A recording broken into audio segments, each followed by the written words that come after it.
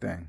I'll Yeah. trust whatever they do right about now, but at the same time, from if I had to make an argument, if I was at that table, I would look at Sean Marks and go, "Listen, you're not going anywhere. If right now they're super close, right? Bembry and Sekou are very very close to each other. So then the next thing is which one can get better and far better than what they are, and which one can fit a role that we don't have a lot of on this team. So I would go that way, and I guess somebody's argument would be, hey, we have Millsap, we have all these power forward ish to center ish type players. But what I saw from Millsap today showed why we need young people. He didn't look great today, and the reason why that doesn't matter is today he was the focus. Today when they huddled up, they went and huddled up and was like, all right, you guys know what Paul Millsap does. Let's stop Paul Millsap. Um, but I don't think he responded very well today. He didn't look like an all-star playing against a bunch of kids on the cusp or on the fringe of whether or not they're going to make the NBA. He looked a bit slow. He looked a little bit disjointed. He didn't look like he fit our system. Um, I don't know. How'd you feel about Millsap? So to be honest, I was not focusing on him a ton on defense. The one Mm-hmm. thing I will say that I was very positive that I'll be very positive about as it pertains to him is I thought his passing was like awesome. Mm. Like I thought he made a couple plays where like he saw things happening way before anyone else did, Yeah. which I thought was nice. Which I thought was not in a game where like Bruce Brown was playing point guard for us a lot, Mm-hmm. and even like Cam Thomas was playing point guard, who clearly is not looking to help Yeah. other people score as Right. much. Neither Like one of them should be doing that.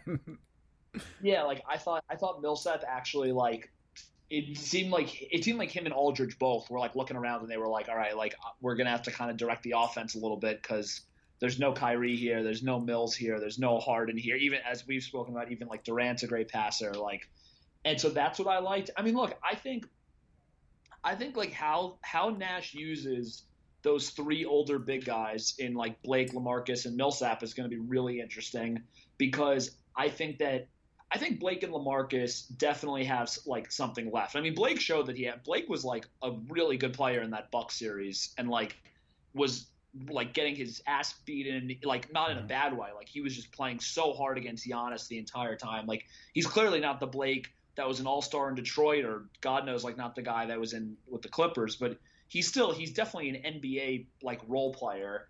And I think LaMarcus has a decent amount in the tank also. Like he played well before the hard scare last year. Right. But it's just going to be a matter of like how do you use these guys in spurts and how much of like their ego is going to be okay with being used in spurts because like I agree with you. Like I mean LaMarcus and Millsap are just like fucking slow. Like Right.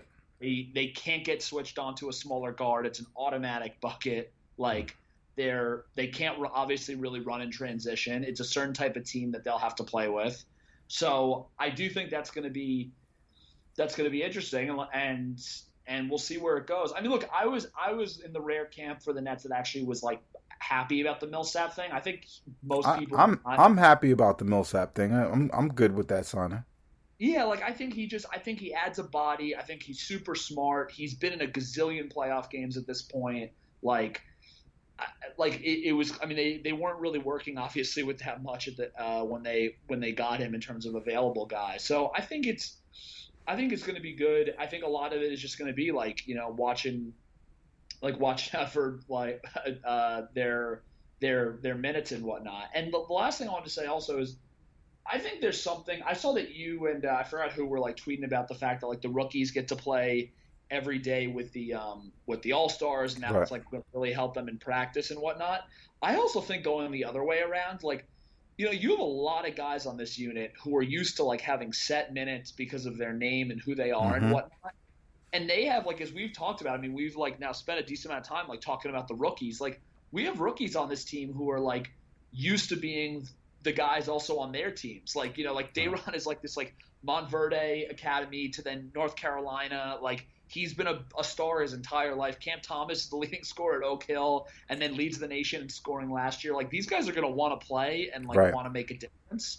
And I Yep. think that like, hopefully also lights a fire under some of the vets who like I mean look like Millsap, Aldridge, Blake, none of these guys have won titles. I mean, obviously we know about Harden and stuff and like I'm hoping the combination of those two things together like helps both of them like or both groups like the elders and the young dudes. Yeah, nah, man. That's it's such a great mix because that's the thing. When you're a win now team, you kind of get you.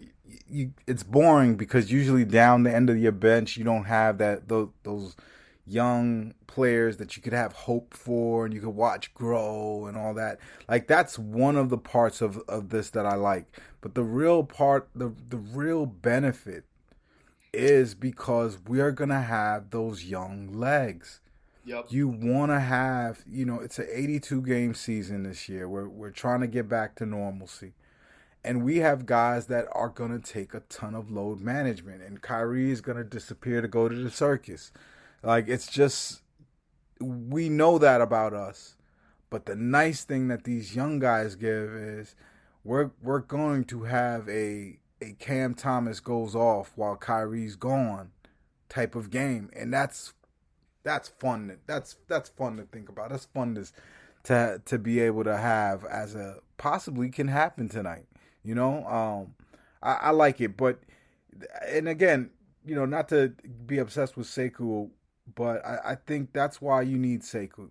You need a body that when these old guys are just ready to get in their ice baths, that you could just run out there 30 games 30 games to just, absorb punishment, to just run the floor, to just grab rebounds, to just dive on loose balls.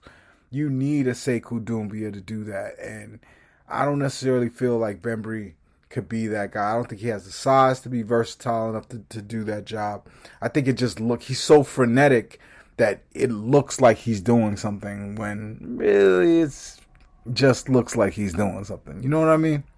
Yeah, no, I agree. I mean, look, I think I would definitely be happy to see Sekou make the team.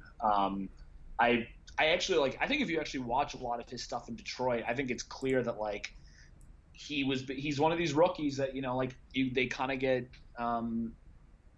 of get lost in the sauce a little bit and like they had a change in management, change in coach, like they restarted and kind of like got out all the old rookies that the old regime had and put in all the new ones, you know what I mean? Yeah. And like and it sucks when it happens to these guys because like he actually went through like spurts where he was good. So like Yeah. I think he should be like he's not one of these guys that should be playing in Shanghai right now. Like he's like Not yet. yeah, exactly. Not yet. We'll find out. We'll find out. A guy who's not going to be playing in Shanghai anytime soon, and who is also another part of this kind of like rebuild while we go for championships now. Like is Nick Claxton. Yeah. His offensive game strangely did not look better tonight. Nope. But his defensive game, man, just the guy just he's gonna be an elite defender, right? I'm not tripping. This is not just me being a biased Nets fan. Like that guy is gonna be all NBA defense one day.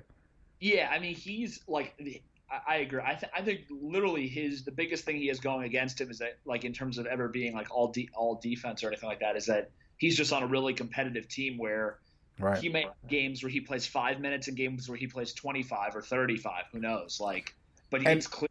Like it's clear he's. I mean, look, he proved in the when he had those bursts in the playoffs, like he was really impactful on the defensive end. I honestly thought he should have played more. Like I agree. I think they played him more towards the end, but I don't want to keep beating this dead horse, but I feel KD is so much better at the three. I think it's just such a matchup nightmare, and it just discombobulates your opponents. Everything that like even the Warriors, who has an All NBA defender, when you send Klay Thompson, at KD, it's not an even match. Yep. KD's just going to kill Clay. And KD's going to kill anybody else typically, but at least the bigs can match up with him in height and size and physicality. Leave him at the 3. Play him at the 4 in death lineups or like, super, scoring, top heavy lineups. But for to start a game, put him at the 3. Let him play downhill is what I think, right? And Yep. to do that, you got to put one person into the starting lineup, and I don't think that's Millsap, and I don't think that's a Thompson, or excuse me, a Johnson, or any of these guys. I think that's you either go Blake and you either go LaMarcus and Claxton, which I would do LaMarcus and Claxton because of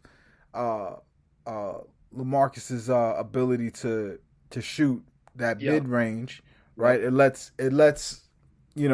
Claxton kind of play underneath the basket while he takes jumpers, and then he could run the floor with these guys too. Like, he's just an outlet to that can reverse stretch the floor, right? If the guys are standing at the perimeter, the defensive team can't completely sell out because you could just toss a lob over the top of them and he's just there in the dunker spot, which we know works because Bruce Brown does it all the time.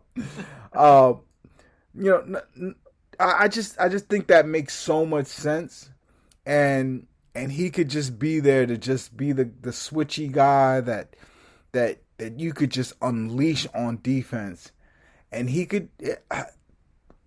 doesn't look stronger.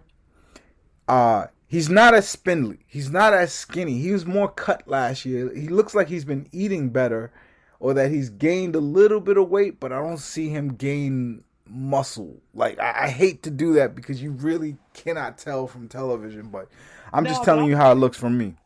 I'm like I've maintained the same thing about him, which is that I echo everything you say about him on defense. And like, if he's just going to be like a defensive specialist guy or whatever, that's totally fine. And there's definitely a place for him on the team to do that. Right. My thing is just like, look, man, like if he's not gonna get like a little bit bulkier, then he can't really play in the post. And if you're not gonna like be able to shoot threes and you can't like space the floor, then I just like I get he can be in like the dunker spot a little bit, like and play like a little bit of the Capella role, and I think with like Harden you can do that, but like to be honest, like me and you could like hit some layups if Harden was like attracting 3 guys, like right, like which is fine, like it's useful. I agree with you. I found like, unlike Jared Allen, who I felt like, especially between years 2 and 3, we saw like a big boost in his offensive game.